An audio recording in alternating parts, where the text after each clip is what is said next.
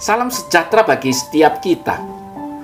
Saudara yang dikasihi Tuhan Yesus, ratusan tahun yang lalu terlahir seorang anak yang bernama Schul Gruber.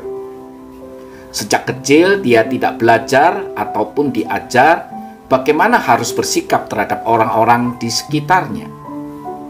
Ini dikarenakan orang tuanya tidak mengajar apa yang benar atau apa yang salah. Dan lebih parah, ayahnya tidak mensupport untuk kemajuan dirinya. Suatu hari, Schul Gruber mengungkapkan keinginannya untuk menjadi seorang pelayan rohani atau seorang pendeta. Tetapi ayahnya kemudian menghina atau mengejeknya dan berkata, "Bagaimana mungkin engkau menjadi seorang pelayan rohani? Saya tidak bisa membayangkan bagaimana jemaat yang akan kau bimbing, engkau bawa, akan menjadi apa gereja yang kau gembalakan." Dengan perkataan seperti itu, maka Schul Gruber memendam seluruh keinginannya dalam hatinya. Beberapa saat kemudian, mungkin sekitar 1 atau 2 tahun kemudian, dia mengungkapkan keinginannya kembali kepada ayahnya untuk menjadi seorang seniman atau masuk dalam sekolah seni. Sekali lagi ayahnya mengejeknya dan berkata, "Model kamu menjadi seorang seniman? Saya khawatir atau papa khawatir kau menjadi seorang yang antik, bukan seorang yang unik." Setelah dengan perkataan-perkataan yang seperti itu dari ayahnya, maka seluruh keinginannya kemudian dia pendam dalam hatinya.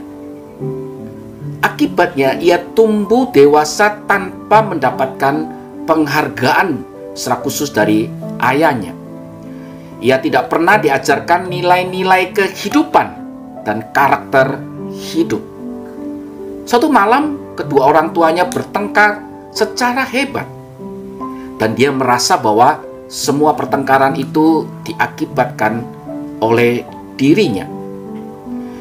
Di tengah situasi pertengkaran orang tuanya itu, Schul Gruber memutuskan untuk kabur dari rumahnya.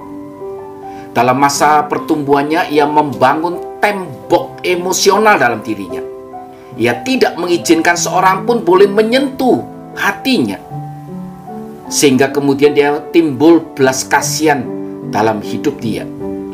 Ia tumbuh dewasa dan kemudian dijuluki Adolf Hitler. Hitler memang seorang pemimpin besar, tetapi ia bukan pemimpin yang baik. Ia seorang pembunuh. Ia gagal menggunakan seluruh karisma dia, seluruh talenta yang dia miliki untuk memuliakan Allah. Ia gagal menggunakan pengaruhnya bagi Allah selama hidupnya di dunia. Keahlian dan karismanya sangat luar biasa, tetapi karakternya juga sangat buruk. Sungguh benar perkataan firman Tuhan dalam Amsal 22 ayat 6 yang berkata demikian, "Didiklah anak muda menurut jalan yang patut baginya, maka pada masa tuanya pun ia tidak akan menyimpang daripada jalan itu." Saudara, setiap kita rindu anak-anak kita hidup tidak menyimpang dari kebenaran. Tetapi kalau kita tidak berkomitmen sejak dini membimbing mereka, mendidik mereka dengan prinsip-prinsip firman Tuhan, tidak akan mungkin mereka kemudian hidup sesuai dengan firman Tuhan. Saudara dikasihi Tuhan Yesus, di bulan keluarga ini kita diingatkan bagaimana kita kembali berkomitmen untuk mendidik anak-anak kita bersama Tuhan dan di dalam Tuhan. Menjadi apa mereka kelak sangat dipengaruhi oleh hidup setiap kita. Kiranya Tuhan Yesus memberkati setiap kita.